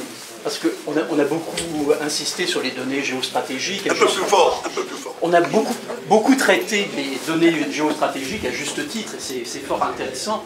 Et il me semble qu'il y a un élément qu'il faut rajouter dans le paysage, c'est pourquoi cette situation dans la gauche française, dans le mouvement ouvrier, qui est une situation à la fois de division, puisque c'est vrai que les positions dominantes par rapport à la révolution syrienne sont soit des positions de complicité avec le régime ou de confusion totale, à l'exception du courant ensemble dans le front de gauche, il y a une position très nette de solidarité avec la révolution syrienne. Pourquoi cette situation? Et il me semble que là, on est obligé de vous donner tort partiellement sur, vous disiez le problème est simple, bien sûr qu'il n'est plus devenu simple dans la conscience, dans la perception que l'on en a, et là il y a tout un travail à faire pour restituer le véritable enjeu de ce qui se passe en Syrie, et hélas, enfin disons que la difficulté c'est qu'il faut passer par cette complexité, tous les éléments que vous avez avancés, il faut qu'ils soient restitués, c'est effectivement une tâche très importante de pédagogie, d'explication, pour montrer qu'il faut lever ces confusions, il faut lever ces propagandes qui sont des propagandes criminelles, qui brouillent totalement au niveau des explications qui sont données par les partis politiques, au sein des syndicats et dans les médias. Je vois l'autre jour au journal télévisé, on avait un reportage sur ce village chrétien qui était visiblement un reportage totalement manipulé par le régime et qui était présenté tel quel, brutalement. On voit le type de bombardement idéologique dont l'opinion est l'objet et tout le travail qu'il y a à faire pour renverser ça. Moi, je veux bien répondre un petit mot. J'ai fait, pour aller très vite maintenant, on se google les réponses, d'accord. En 2011, j'ai fait un petit texte qui s'appelle « Il faut protéger la Palestine de ses amis », qui était pour dénoncer, c'était anti-impérialisme pavlovien. L'expression n'est pas de moi, je ne sais pas qui, mais c'est vraiment ça. Et le pire de ce qui est arrivé à l'opposition syrienne, c'est que c'est la liste de ses mauvaises fréquentations. Peut-on soutenir des gens qui sont soutenus par l'émir du Qatar, par le roi d'Arabie Saoudite, par le Premier ministre britannique, par le président des États-Unis, et last but not least, dites-le pour moi, par Bernard-Henri Lévy. Et c'est ça qui est arrivé. C'est ça qui est arrivé, que de bonne foi, je rappelais l'autre jour, mais quand je me suis exprimé au Mucem, il y a une dame qui m'a stoppé dans l'amphithéâtre et qui, du fond de ses tripes et avec une conviction extraordinaire, et j'ai compris qu'elle était une militante du front de gauche, m'a expliqué toutes les raisons qu'elle avait de penser que j'étais un agent israélien et que je faisais la propagande, etc. Mais elle le pensait. Et je lui disais, ce qui m'a fait mal, c'est qu'elle n'avait pas l'air d'une folle. Pas du tout. Elle était psychanalyste ou quelque chose comme ça. Et... Non, mais elle était psychiatre, elle était médecin. Je veux dire, elle avait un intellect naturellement développé. Elle en était arrivée à l'intime conviction que, bon, pourquoi? Parce que, effectivement, la configuration... Alors, la réponse, elle tient en une phrase. Ce n'est pas parce qu'une mobilisation protestataire légitime fait l'objet de tentatives d'instrumentalisation de forces politiques qui ne le sont pas, que cette mobilisation devient illégitime. Et si on ne dit pas ça, on déconnecte. Et tout le front de gauche n'a pas fait la petite économie de cette reconstruction de l'altérité politique. C'est pas parce que des méchants essayent d'instrumentaliser des bons que les bons deviennent méchants. Et ça nous a donné cette posture anti-impérialiste pavlovienne. Il y a les États-Unis qui sont pas loin, il y a le Qatar, pensez-vous, il y a l'Arabie Saoudite, donc je suis contre. Et ça, je peux vous dire que ça fait des ravages, y compris au sein de certains amis très chers, que je ne citerai pas ici, mais qui ont quelque part fabriqué cet atermoiement de la pensée militante occidentale en introduisant ce doute dont j'ai dit, mais effectivement je suis d'accord avec vous, mais notre boulot c'est de ramener tout le temps la matrice, de permettre de comprendre la simplicité. Une mobilisation protestataire légitime fait l'objet d'instrumentalisation, de tentatives d'instrumentalisation extrêmement complexes, d'autant plus complexes que les acteurs ne jouent pas leur partition habituelle. On s'est mis à défendre les peuples. C'est bizarre. Et donc, effectivement, un certain nombre de composantes du paysage militant européen et arabe, main dans la main, exactement, hein, allez au Maroc, en Algérie, en Tunisie, les bas le bas aussi, quand vous défendez la Syrie, hein, avec les plus vieux clichés qui soient, eh bien, effectivement, il faut faire cette remise à jour intellectuelle que ne fait pas... comment il s'appelle, Dumas, notre cher Dumas, son prénom, Roland Dumas, quand il nous dit que l'appel au peuple par Bachar est un geste courageux. Alors, on reprend par là. Étant donné, s'il vous plaît, il nous reste 20 minutes, essayons d'en profiter. On est à 2 jours de la mascarade électorale syrienne, qui vient après la mascarade algérienne, après la mascarade égyptienne, mais là c'est avec une brutalité, avec des barils qui tombent sur les têtes des gens, des morts par dizaines par jour, et il y a une sorte de déprime générale que je constate, comme si toutes les issues sont bloquées. Maintenant, qu'est-ce qu'on peut imaginer aujourd'hui, dans la situation actuelle, dans l'état des forces actuelles, comme scénario de sortie de crise? On va où aujourd'hui? Est-ce qu'on peut échanger un peu autour de cela? La parole est à la salle. Oui, mais relancez-la. Relancez la salle. Non, oui. ce qu'on peut dire, c'est quel est l'état d'esprit des puissances étrangères qui jouent un rôle important dans l'évolution du rapport de force militaire. D'accord? Les Saoudiens et les Qataris sont relativement conséquents avec leur engagement initial et continuent à aider militairement et de moins en moins inefficacement le front, notamment au sud. Les Américains sont entrés dans une logique qui semble être qu'ils ne souhaitent plus une victoire militaire de l'opposition, mais qu'ils souhaitent néanmoins relever les capacités militaires de l'opposition pour que le régime se trouve dans une situation de besoin de négociation. Bon, voilà déjà 2 éléments de variables. Je lisais ce matin dans le train une phrase, alors je ne sais pas où ce monsieur disait statistiquement, lorsqu'une opposition armée résiste aussi longtemps à un déséquilibre militaire, c'est qu'elle va gagner. Je ne sais pas quel est son raisonnement. Mais il existe encore des optimistes qui considèrent que la capacité... Il faut savoir, les victoires militaires du régime sont des victoires à l'arme lourde, sont des victoires au baril d'explosifs. Alors, si il y a des victoires sur le terrain, c'est le Hezbollah. Maintenant, il y a eu une confessionnalisation du conflit. Donc, il y a des gens qui se battent avec l'énergie de leur appartenance religieuse. Donc, c'est pas... Mais l'armée syrienne ne peut plus. Elle a eu des pertes considérables, jusqu'à 35 000 morts. On dit, j'ai appris ça ce matin, mais on dit que quand il y a 1 mort, il y a 3 blessés. Donc, vous multipliez par 3. Généralement, ça fait beaucoup de monde. L'armée a des difficultés à être présente sur tous les fronts. Donc, il ne faut pas se laisser... complètement asphyxié par la transaction qu'a fait l'armée de laisser le maquis de Homs, bon, de ce qui a pu apparaître comme une victoire à Homs consécutive à une victoire à Qusayr. Il n'y a pas que ça qui se passe sur le terrain. Il y a énormément au sol des conflits où le curseur est en faveur de l'opposition. Le mécanisme de fédération des groupes islamiques au sein du Front islamique notamment est tel qu'on a maintenant des composantes qui sont fonctionnelles. Donc voilà, ce qu'on peut dire maintenant, c'est que ceux qui tiennent le robinet de l'armement souhaitent que les pertes militaires de l'opposition augmentent, de sorte qu'il puisse y avoir une négociation politique. Alors que si elle avait lieu maintenant, ça donnerait du Genève 2. Genève 2 étant caractérisé par le fait que le gouvernement syrien n'a même pas voulu identifier ses interlocuteurs comme étant syriens. Vous, le représentant du terrorisme international, bon, il faudrait qu'on arrive donc à une situation où une solution politique se dessine. Mais il y a d'autres gens qui pensent que les armes n'ont pas dit leur dernier mot. Bon, je ne sais pas si ça lance le débat. Oui. Oui, moi je vais être un peu optimiste. Hein. Il faut. Je crois que ce vote, ce pseudo-vote et cette farce absolue, finalement, Bachar s'est mis une balle dans le pied. Parce que jusqu'à présent, disons pour faire court, Bachar el-Assad était le président de la Syrie, puisqu'il a été reçu 14 juillet à Paris, etc. Il avait une sorte de légitimité. Il a décidé de dire, voilà, j'arrête ce mandat présidentiel qu'il avait, et à partir du 3 juin, je reviens devant les urnes, et là on s'aperçoit que ce vote est complètement bidon, puisque, bon, c'est l'appel d'ailleurs, le sens de l'appel qu'on fait là pour le 3, la moitié du pays ne va pas voter, enfin bon, on va pas, les conditions sont inimaginables, donc à partir du 3 juin, il n'est plus président de la Syrie. C'est ça qu'il faut communiquer. Il n'est plus président de la Syrie.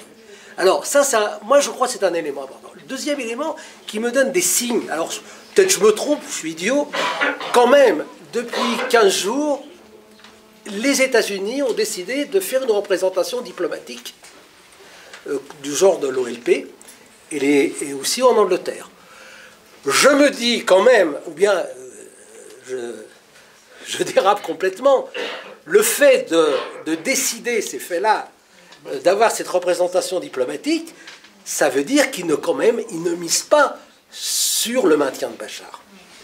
Ça veut dire que je me demande quand même si aujourd'hui il n'y a pas une démarche qui, dans certains pays, où on va lancer le processus du départ de Bachar. Moi, j'ai un petit optimisme quand même.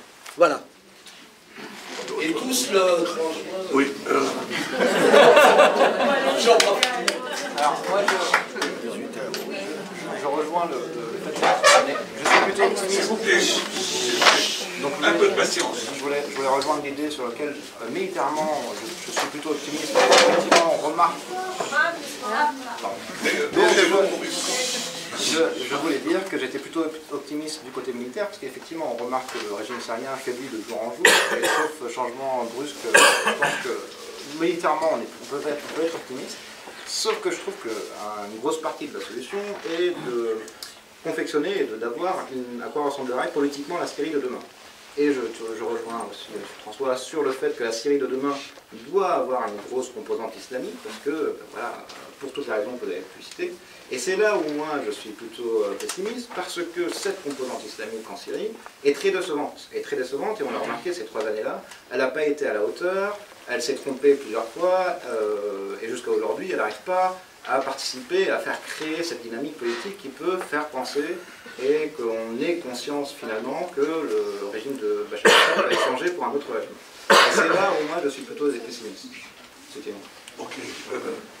Oui. Oui, je n'ai pas écouté la déclaration d'Obama de mercredi, mais je sais qu'il a parlé d'une 3e voie nécessaire. Qu'est-ce que vous avez compris, vous, dans cette déclaration? Qu'est-ce que ce serait une 3e voie nécessaire? Des négociations. C'est ce que propose déjà la coalition, des négociations, une transition politique. Or, Bachar el-Assad la refuse. Qu'est-ce qu'il pourrait y avoir comme 3e voie qui s'imposerait à Bachar el-Assad? C'est justement de renforcer l'opposition pour qu'il négocie. La seule décision qu'ils ont prise un peu originale, c'est qu'en Arabie Saoudite, tout ça, quand ils ont admis qu'il y aurait des moyens de défense antiaérienne et des missiles, ils ont commencé à être utilisés par un groupe dans la région de l'attaquer, des missiles anti-tanks qui sont d'une efficacité qui pourrait faire évoluer le rapport de force. Pour l'instant, c'est tout ce que j'ai entendu de bien nouveau dans leur démarche. Alors moi je pose une autre question, puisque les pays du Golfe ont quand même massivement donné de l'argent à la rébellion, pourquoi ne les ont-ils jamais dotés d'armes anti-aériennes? Peut-être pas. Ils n'ont pas les moyens, il y a un embargo américain. Non, ils n'ont pas l'autonomie. Ils n'ont pas l'autonomie décisionnelle. Au moins pour détruire des hélicoptères. Mais ils n'ont pas d'autonomie décisionnelle dans le domaine d'armement qu'ils ne fabriquent pas. Ils sont dans la main des États-Unis. C'est la chambre d'opération en Turquie qui décide. Aucun des Émirats n'a l'autonomie de s'opposer aux Américains dans le domaine du niveau d'armement qu'ils font. Ça, c'est la réponse. Quels seront les objectifs de la négociation souhaitée par les Américains? Quels seront les objectifs des Américains? Souhaitées par les Américains. Selon toi. Voilà. Dans tout ce qu'on a dit, il faut rajouter quelque chose que je n'ai pas assez cité, la préoccupation extrême des Américains à l'égard des djihadistes. toute une série de mesures. Ils demandent le renforcement de la circulation à la frontière turque pour empêcher ils demandent d'une façon générale le renforcement de toutes les frontières pour mieux contrôler. Ils se soucient de Daesh, là-bas et dans les flux de retour. Alors ça, ils en rajoutent une couche dans toutes les négociations. Ça vient contrebalancer l'idée qu'il faudrait soutenir l'effort militaire. Mais jusqu'à présent, ce qu'il y avait de nouveau, c'est qu'il semblait avoir, sans le dire, abandonné l'idée d'une victoire militaire de l'opposition. Ça, c'est depuis au moins 1 an, depuis que Daesh s'est vraiment affirmé comme un acteur militaire important. Et le tout petit bémol qui est survenu depuis 1 mois à peu près, c'est qu'il ne peut pas y avoir de processus politique dans un état du rapport de force militaire tel qu'il est au lendemain de Homs. Voilà. Il y a des informations non confirmées que des contacts ont commencé à être établis sautables entre des services de renseignement occidentaux tels que le DGSE et les services de renseignement syriens au but de contrer l'importance des groupes djihadistes. Ce qui prouve d'ailleurs que les djihadistes sont... Donc ça risque un peu se développer pour prendre des dimensions plutôt politiques après. C'est-à-dire on commence par ça. Je sais pas, je pense. Oui, non, mais c'est vrai, ça a été dit, c'est pas un secret que les services français ont cherché à renouer le fil de la coopération sur le terrain du contrôle du flux de francophones ou de français allant sur le terrain. Oui, mais ça sera... Quelle importance ça... C'est-à-dire la question, c'est la suivante, ça sera quoi le contre-prix demandé par les Syriens? Pas coopérer comme ça gratuitement pour les Occidentaux. Non, mais ce processus, il fait partie du paysage. Je veux dire, on est toujours à se demander est-ce qu'il ne va pas y avoir un revirement politique. Pour l'instant, il ne semble pas qu'il y ait un revirement politique des Occidentaux en faveur de Bachar, si c'est ça la question. Mais bon.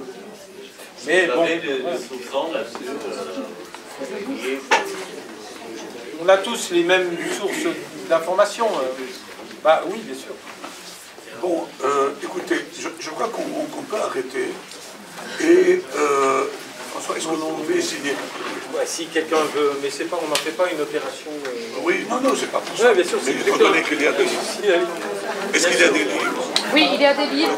Si quelqu'un veut acheter des livres, excusez-moi. Il y a la mise. Je vous signale.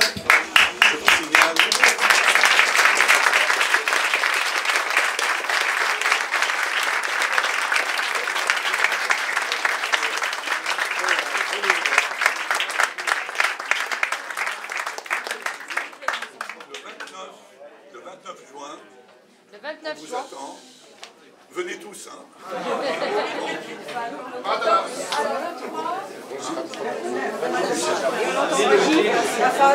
Il y a un cocktail, vous restez, il y a un cocktail, on va enlever les chaises. Les gens qui souhaitent acheter des livres, ils sont là. Et monsieur François, il a un peu de temps, il va aller. Mes amis, le 14 juin, une soirée poétique. Une soirée poétique le 14 juin. Tu devras me faire à Paris.